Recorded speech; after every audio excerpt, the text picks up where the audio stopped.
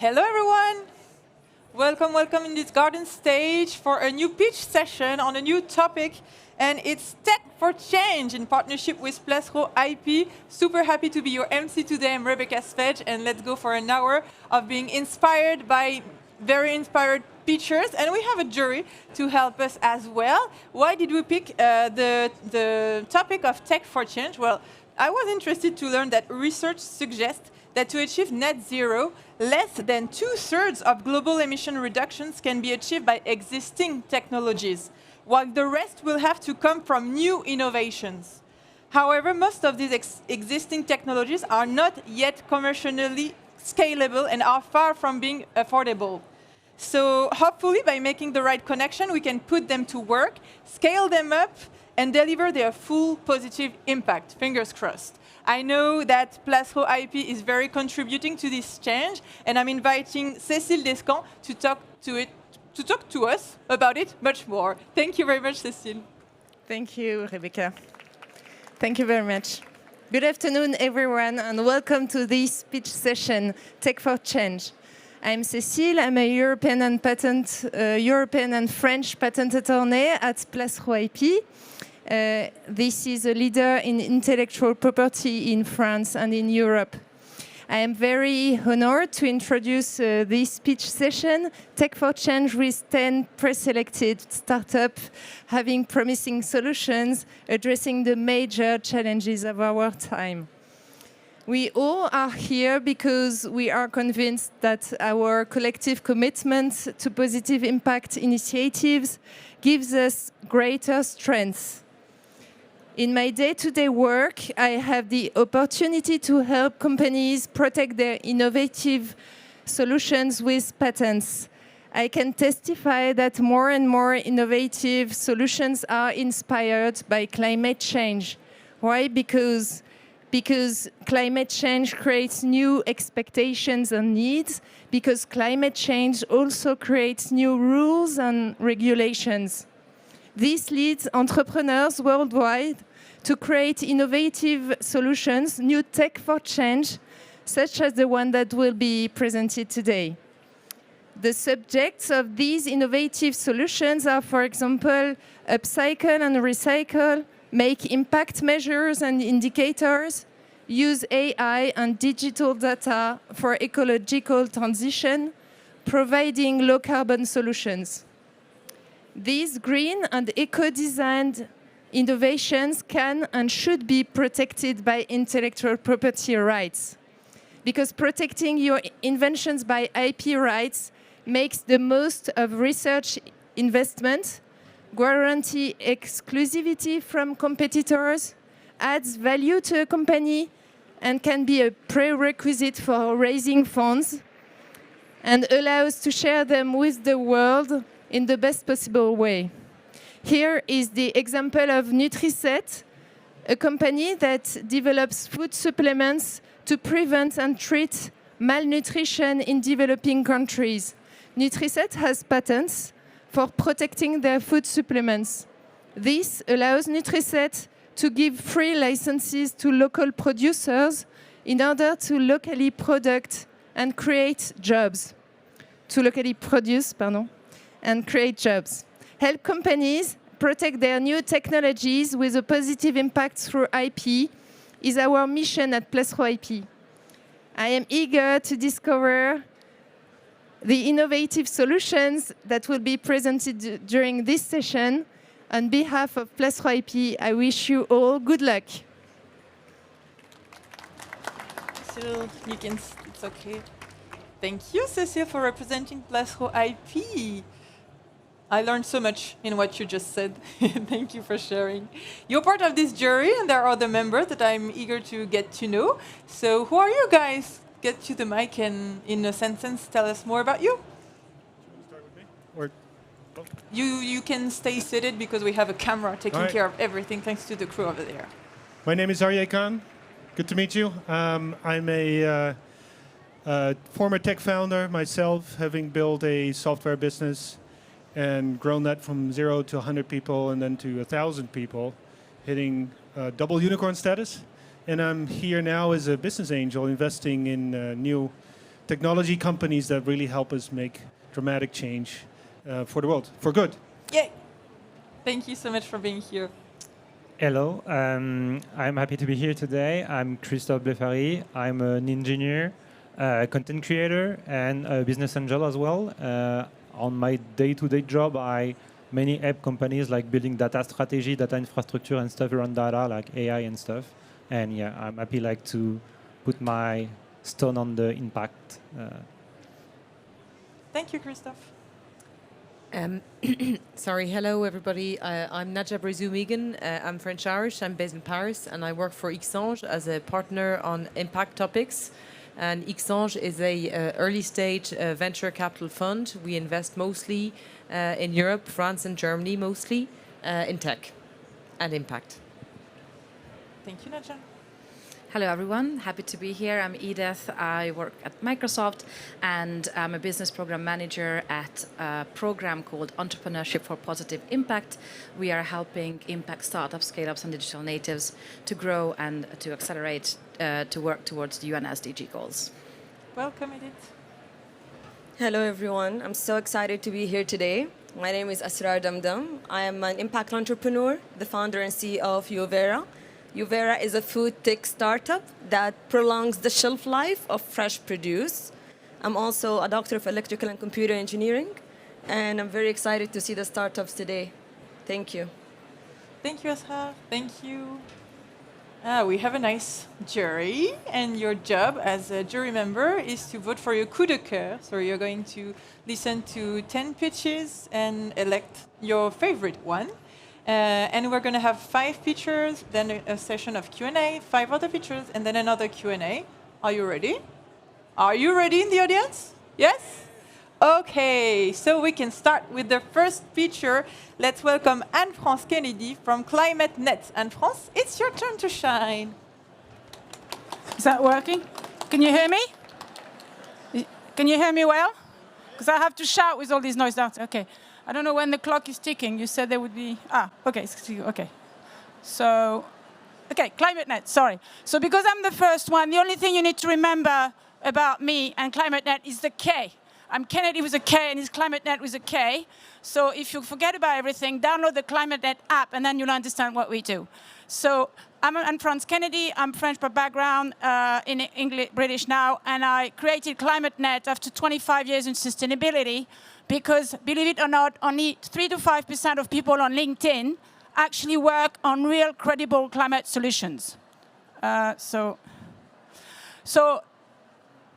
many organizations want to help with climate change and net zero target, but how are we going to achieve it if not enough professionals in the world know and work on reliable climate solutions? So we have realized that existing networks are very good and very led by famous people like Elon Musk, Prince Charles, or David Attenborough, but they don't scale and they're very small and they don't have a big impact. So what we created with ClimateNet is the global innovating network based on blockchain to create the first global digital cooperative. A cooperative means it has members, and the members act, and it benefits the members. So what we've done, we're engaging members, professionals all across the world, and we connect them with projects that remove or reduce carbon emission with members who are members of ClimateNet, so real people, not just thousands of brokers of marketplaces. So we created this app, the ClimateNet app. It does exist. It's not just a spreadsheet, a slide. We are in 45 countries. We have already 800 members, and they communicate and talk every day through the app and through events and digital connections to actually find jobs, find funding, find expertise, certification, sell or buy their carbon credits. So the market is huge because my vision is that in 5 to 7 to 10 years, like the pandemic a few years ago, then everybody will be dying to find the right, reliable project that actually planted the right tree at the right place with the right people. We have a very simple business model. It's a membership-based model where it's free to download the app, and then you can pay a bit of an extra fee if you want to have additional services and meet specific people. I'm Anne-France Kennedy, and I'm on my own, and not on my own. I have a great CPO, Sandeep Krishnappa, expert in blockchain, Web3, and digital communities. We have achieved great milestone to issue the app with 6 major investors, and we're raising 1.5 million now euros to scale around the world. Thank you very much. Just remember, ClimateNet with a K, the only thing you need to remember, download it. Thank you. Thank you, Miss Kennedy with a K. You can go over there, and I'll see you for the Q&A session. Wonderful. Let's welcome the second feature with the project 7479C. If you don't know what it means, I didn't either, but I've just learned that it's a design code for green. Yes, it is. And Nina is going to tell us more about that. Nina, your time to pitch. Thank you so much. Yes, this is the design code for green.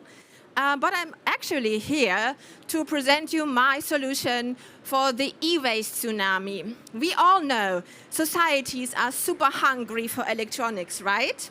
So this causes 2 disadvantages. Our planet is running out of raw materials, right?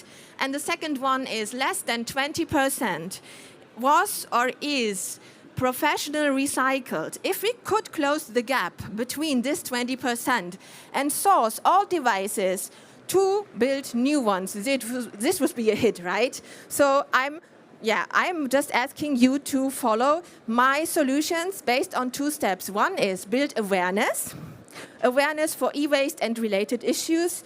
The next step is transparency on supply chains and reverse supply chains. So I ask you now to follow step 1. Step 1 is an app, of course.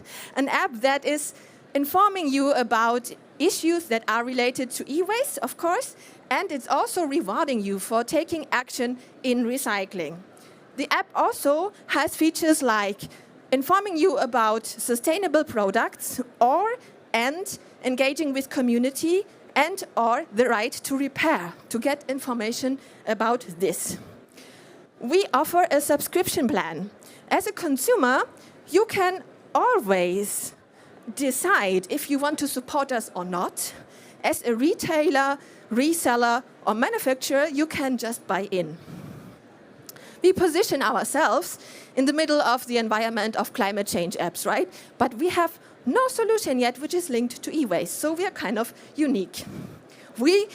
This is basically me, of course, but also a huge team of freelancers who want to see this thing growing. And also we have a lot of supervisors. Caroline, from a former employee from Deloitte, is supervising us, but also we are working closely together with universities in Zurich and Berlin. We asked today for 200K, of course, not only you, just a lot of other funders too. And that's basically all. I'm here for questions. Thank you for your attention. Thank you so much. This planet is getting harder than my imaginary boyfriend. So funny. Okay, let's go with the next pitch. Let's welcome Evelina from Faircado. Evelina, let's go. Thank you. Hi, Paris. My name is Evelina, and I entered politics at 12 because I believed in our society's capacity to do better. Better than this. 9,000 smartphones and a truckload full of clothes emptied every second on landfills around the globe, and the 3 planets that we will need by 2050 if we continue to consume as much. That's why I've always bought most of my stuff secondhand. It's my secret to save money and CO2. A secret that I actually share with most younger consumers, and that is why the resale market is booming.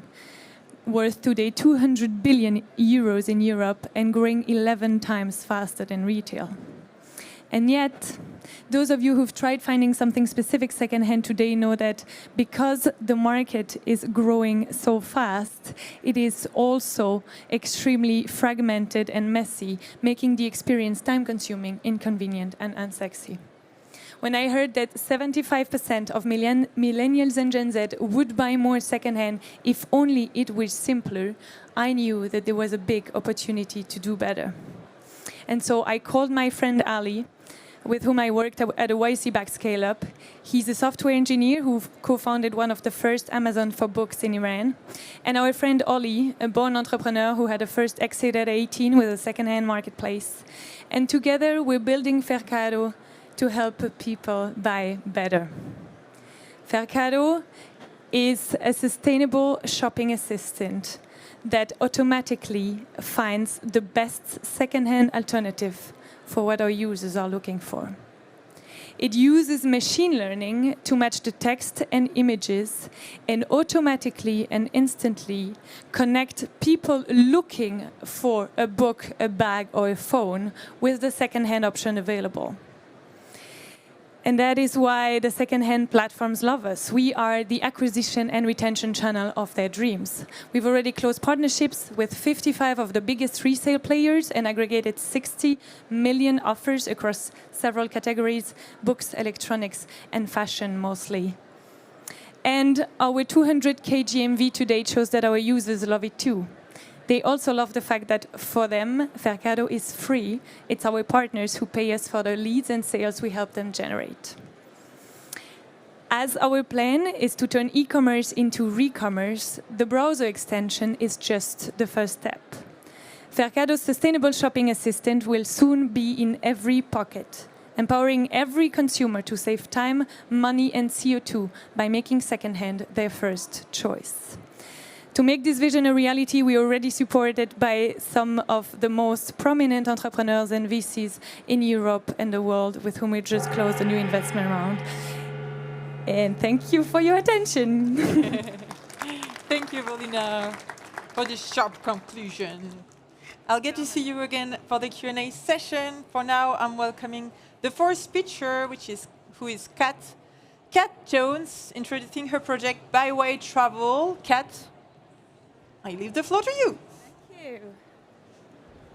Hello, I'm Kat. I'm founder of Byway, and we do flight-free holidays. So we do holidays that are by train, by boat, by bus, local stays, package protected, and all powered by our Journey AI technology. So we are 100% flight-free. We're a certified B Corp, and we're grounded in the idea that journey-based travel has always been magic, right? Like, we've got an affinity as humans to a journey-based experience, to traveling through rather than flying over.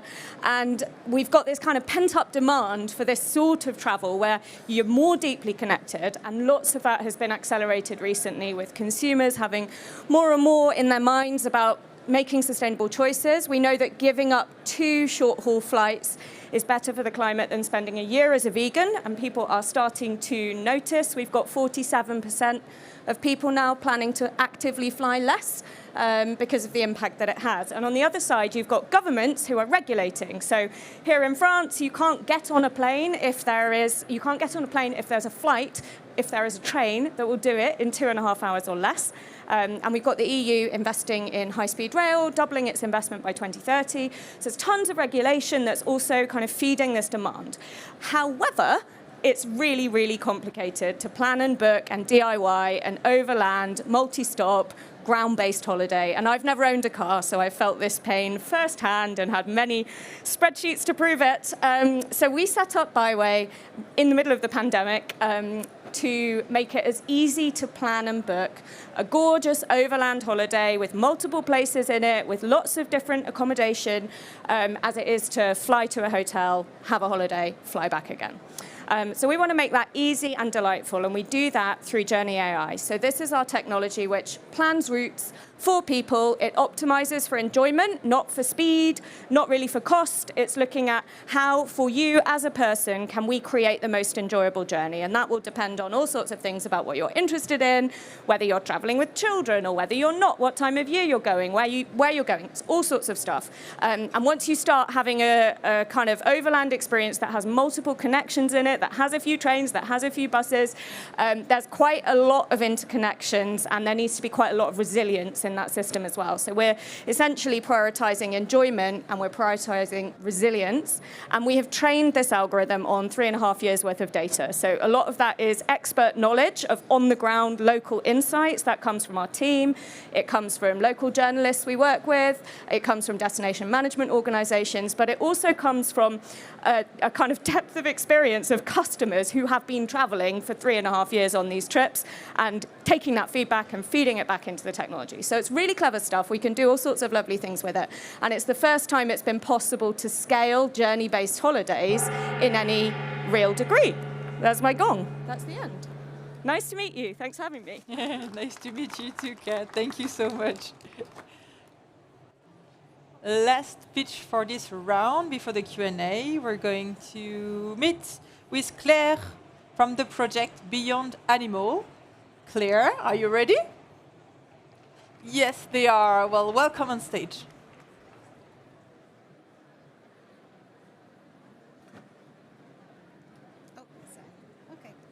Hello, everyone.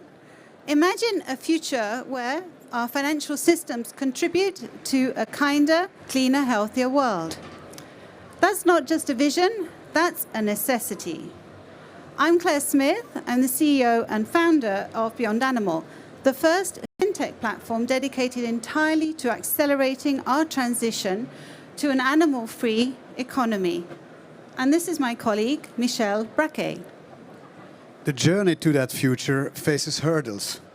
Innovative companies in the food and material sector often grapple with funding gaps, market access, and finding the right investors.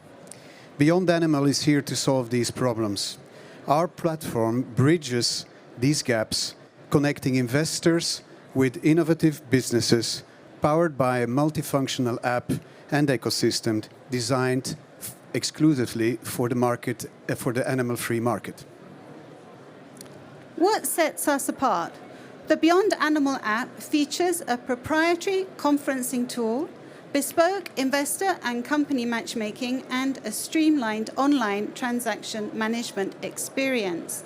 And it is fully built. This is not a concept at this point.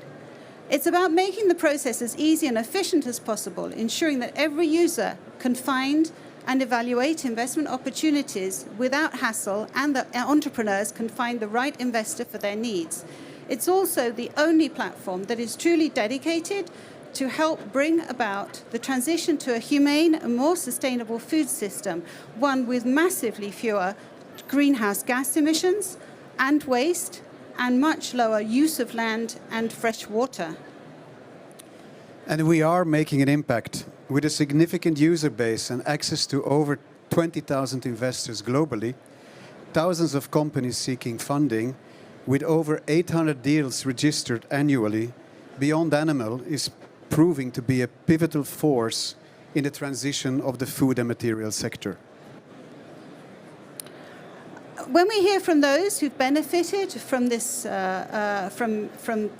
experience with us, we're talking about CEOs, industry leaders in our network. They share stories of how they've discovered opportunities, partnerships have been formed, and this really highlights the positive change that we facilitated in this sector through these connections.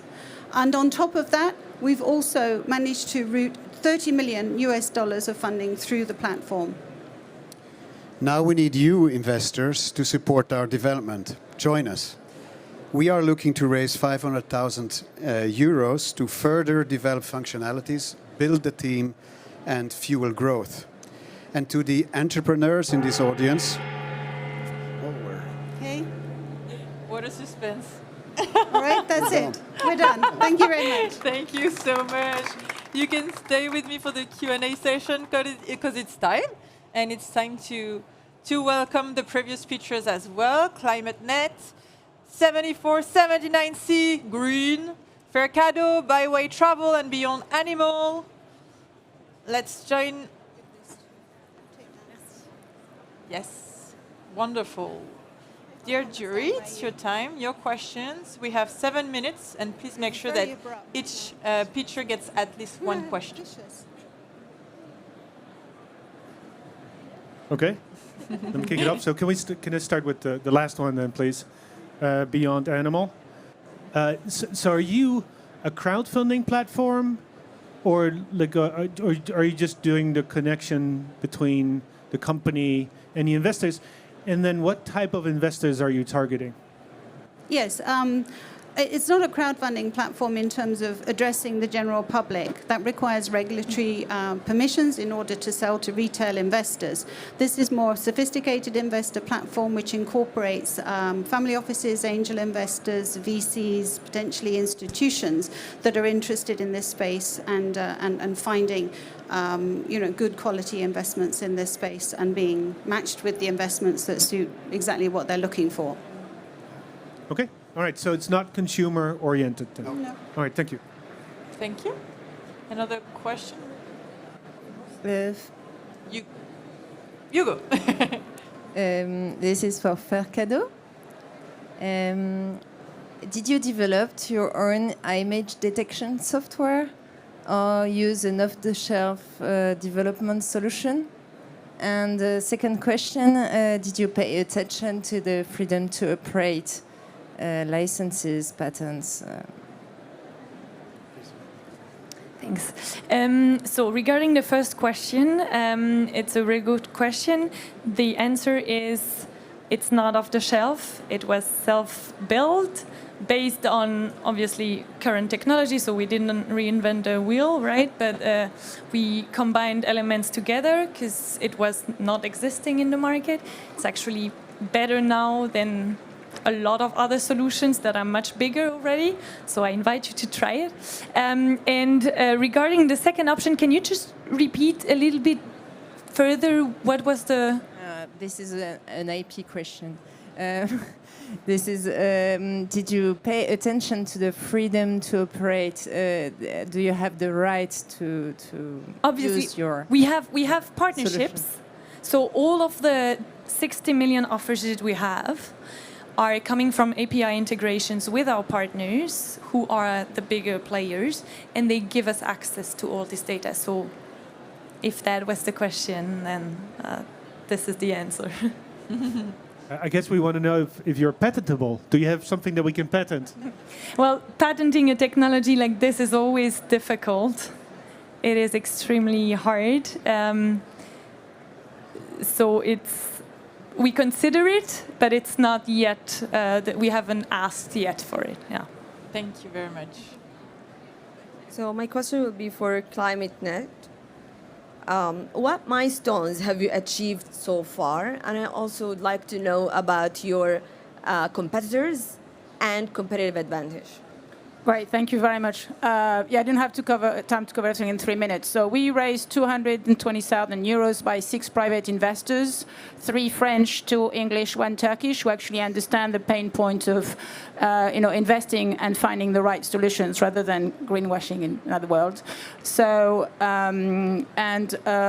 so that's the milestone for me, and that's why it's unique. It's to reach the world. I mean, having more than 800 members, professional members. I mean, from experts to PhDs to engineers to business people from lots of corporations. But we B2C for now. In 45 countries. We launched the app in 60 countries on the Apple and Google stores. You can pay on the app for membership. I mean, that's what we achieved in April last year, with only 2 people, 4 advisors, and lots of volunteers. Did I answer your question? It was, yeah, thank you. Thank you.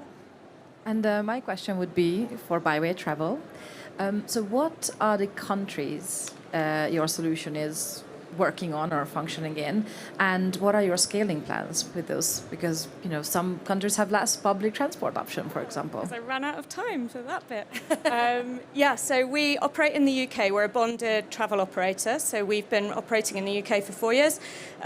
We booked 1.4 million in revenue, which was in turnover, of which about 450k was revenue in January, and then the same again in February. Most of that's UK. We launched in the US to US customers coming to Europe, where we're saying, okay, if you're going to fly, then don't take 6 internal short-haul flights. So that is starting to be an increasing amount of what we're doing. We operate, in terms of the travel product, from the Arctic Circle to the top of Africa, and then kind of across the span of Europe from there. Once we go to the US, like to the Americas, in terms of the travel product, that's likely to be Canada first, actually, because of the rail. And then our tech stack is kind of agnostic. You can plug in trains, boats, buses, but you could plug in hot air balloons if you wanted to. So we will plan, as we start to roll out a US product, it will have electric car charging API points in there. Great, thank you very much. Last question for 7479C. Yes, one question for you, 7479C. Nina. Yeah, it was weird otherwise. Great name, I know. Could you further elaborate on the business model, maybe, and where is the revenue being generated from? How? Not in too much details, but where do you find that there is a margin and who is really willing to pay? I mean, obviously the topic is fundamental, but who is willing to pay, especially for the awareness raising part, maybe? I think I just came from the other point. 3 years ago, I started with the idea to build a sustainable or transparent blockchain idea for the supply chains. So I made my market research, but it was far too complicated. And our consciousness is not quite there where it should be, right? So I'm just thinking about, okay, let me remember one example like fair trade coffee. When I was younger, fair trade coffee was not a thing. But our consciousness grew, right, as a consumer. So I'm thinking about, okay, why not turning this around? Build the consciousness first and then start working on it. That's basically the idea. Thank you. Thank you so much for being here, for sharing your project with us. Thank you for your questions. I hope in the audience you got inspired by this project as I was. We're going to see 5 more pitches. Thank you so much. And we're going to begin with Elizabeth, getting ready right now. The jury is still thinking about your coup de cœur. I'm very curious to discover what projects you're going to vote for. And Elizabeth is getting ready to talk to us about her venture, Madi. Elizabeth, whenever you're ready, we are as well. Hi, everyone. My name is Elizabeth, and I'm the founder of Madi. And my mission is to reduce textile waste by prolonging the life of clothing, stopping it from going to landfills. Okay. So 92 million tons of textile waste is produced every year. And that means that, and it's actually that 85% of that is coming from consumers. So we really need to engage consumers in making sure that they are the ones who are ensuring that their clothing is going to the proper waste streams. And now clothing brands are legally responsible to ensure that their products are going, that they're taking responsibility for reuse and recycling through extended producer responsibility in France, here in France, and in the Netherlands, and it's coming for all of the EU. So they have to report on reuse and recycling rates, as well as providing repair opportunities. So how can we do this? Well, we have to really engage the consumers. So we really need to ensure that consumers have easy access to all these streams for recycling, upcycling, resale, different forms of reuse and repair. So that is where Madi comes in. And we are offering a digital ID, which allows brands to track what happens to their garments after it's sold through the digital ID is then linked to a QR code or other sort of a device, like an NFC chip, but usually a QR code because the consumer really understands that it's there and can scan it. So then they scan it and they can access what you see on the screen, similar options, so more comprehensive care information, reuse, resale, upcycling opportunities. Through my partner in France, Tilly, they can easily repair items or alter items they can also upcycle. And I have a upcoming partnership in the US coming with a similar service, then also pushing it to recyclers, the proper recycling. So if it's a silk scarf, it needs to go to the recycler that recycles silk, really pushing it to the correct people. But we also have to remember, not everyone is sustainably minded, so we need to provide a really great customer experience here. And this is where we can also look at, well, maybe they can upload outfits, for example, if they're very trend-driven, really getting those customers who may not be as sustainably minded onto the platform. And by the way, this is not a platform. It is just, they can just scan and it goes to their browser. So it really gives brands a new perspective on their products. So how many times their products are altered, and what area of the of the product is it? The sleeving? Okay. Thank you. Can't wait to see you again for the Q&A and in the networking area over there afterwards to get to know more about your projects. Let's go with the second pitch of this second round. We're going to get to know Geoffroy and his project, ObyO. Okay, thank you. So we are a mining company. We do not use bulldozers. We do not dig galleries. We do not send people underground. We build solutions to extract the immense value sleeping and locked into your drawers. Drawer mining, that's what we do. I've seen the illegal e-waste importation in Congo. I've seen the working conditions in the mines of copper and cobalt in the Katanga province. It was a life-changing experience, which is at the origin of my motivation to transform an ecological challenge into a massive economic opportunity. Now, I would like you to think about the smartphone you have in a drawer. Well, we all have one, due to the lack of efficient solution to put them back into life. And that's exactly where we step in by removing all the friction to collect unused smartphones. Thanks to what? To our agile and scalable B2B software platform. The thing is, okay, it's very nice to have, I would say, the best solution on the market, solving the main issue in this reverse logistics. But the thing is, how can I reach millions of people, tens of millions of people, at no cost?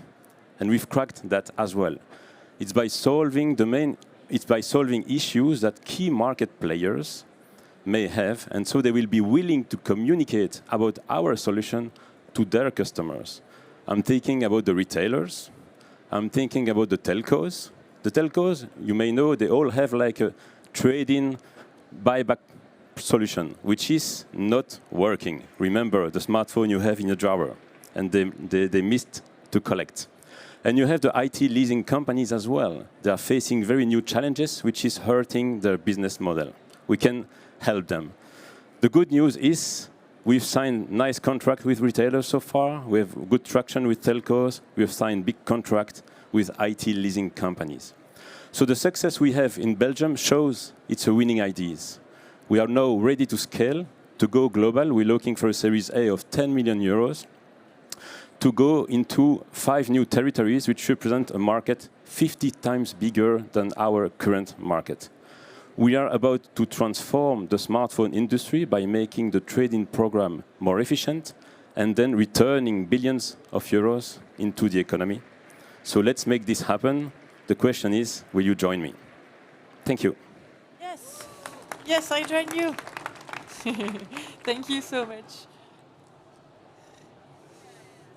Third picture, we're gonna meet Adriana for Agile Impacts. Adriana, it's your turn.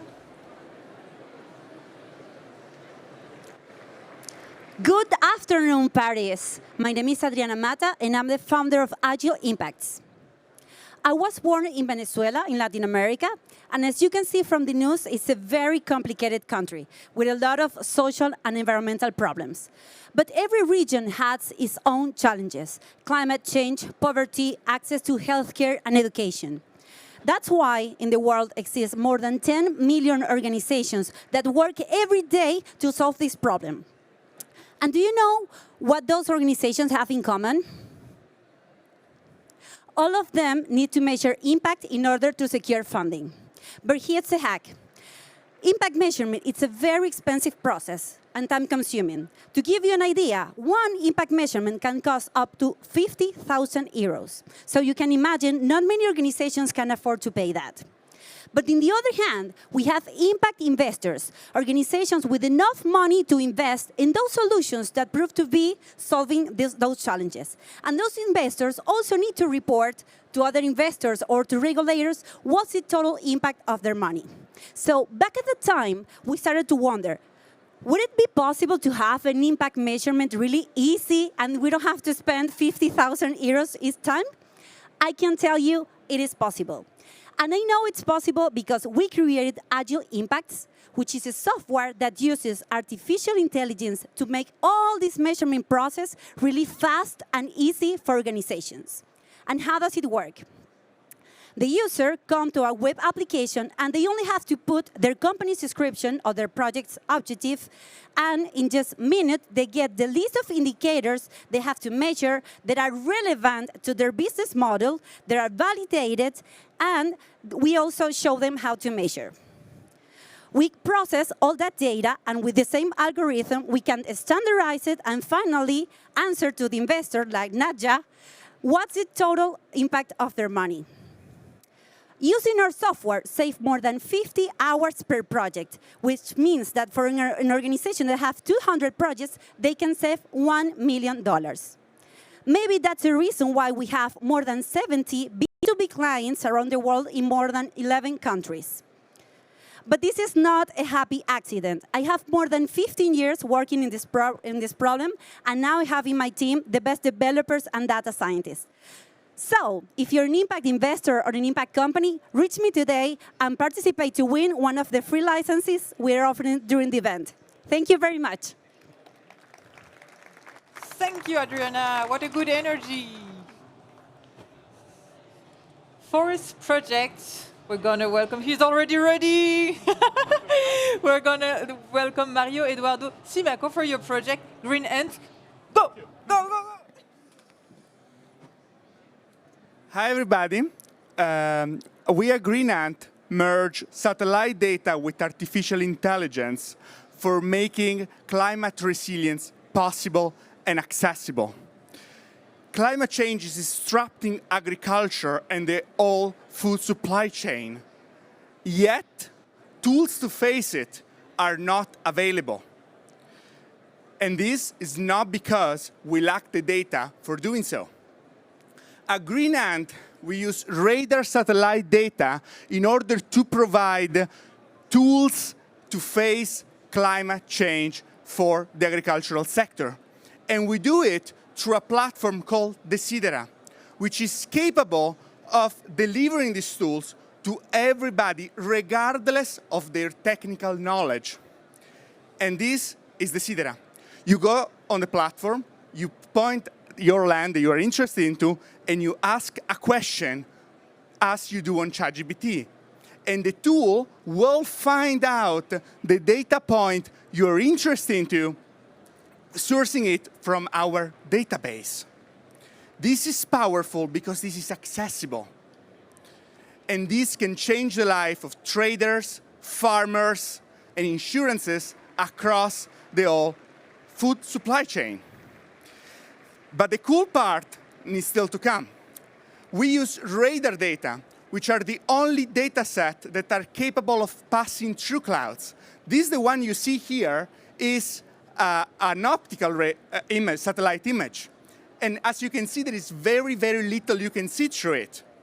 And this is what you can do with radar. Regardless of weather conditions, you are capable of detecting the land cover and analyzing the deforestation levels, the growth stage of rice, and the flood risk of a certain region. This can change the lives of people by helping them coping with floods, with harvest risks, and monitoring deforestation. So thank you so much. I hope you can support us and to build a world in which data change the food supply chain and help us coping with climate change. Thank you so much. Thank you very much. Thank you. Last but not least, let's welcome Berster from FruitPunch AI.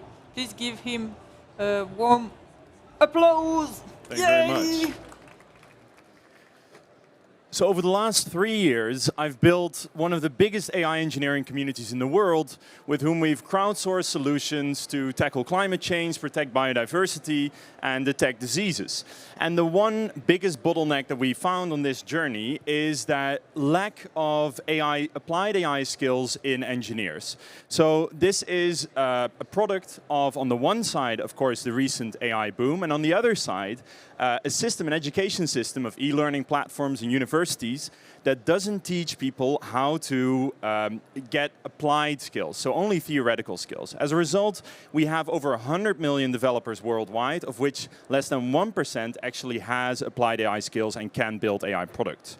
Now, the way that we solve this is by putting these engineers into our challenges so they can learn by doing while being guided by one of our 4,500 strong community AI experts. And they build AI solutions for organizations like Greenpeace, Worldwide Fund for Nature, European Space Agency, doing everything from detecting sepsis in preterm infants to detecting illegal toxic clouds coming out of steel factories while learning skills and developing themselves to become an MLOps engineer or a machine learning engineer, for example. Now, in our platform, they get a skills assessment, they can set a learning goal, and then we generate a personalized learning journey, which consists of these challenges, and then also expert guidance. Well, world-leading AI companies like Hugging Face, of which the founder is one of our angel investors, say that this is the way that you want to learn how to apply AI. And this is what they're looking for, these kinds of portfolio projects in people that they are hiring. And we are teaching them how to apply AI in an ethical and sustainable way and setting them on this path. Now, our business model is basically a two-sided platform. So the impact organizations pay an operational fee, not for profit, to host their challenges. And then the engineers, they pay to participate and get mentorship. And experts, they join for free, or they can even get paid to provide mentorship to the students on our platform. Now, we launched this education proposition last October, and we're doing about 35K in monthly revenue. We've acquired 4,500 engineers organically, and that 40% retention year over year, that's about 10 to 20 times more than your typical e-learning solution. So I found this problem myself directly because I was studying AI. I found it all way too theoretical. And I also found this problem building up the AI Research Institute at my university. That's why I started FruitPunch. And my co-founder found this problem directly hiring AI engineers. And that's why we teamed up to solve this problem.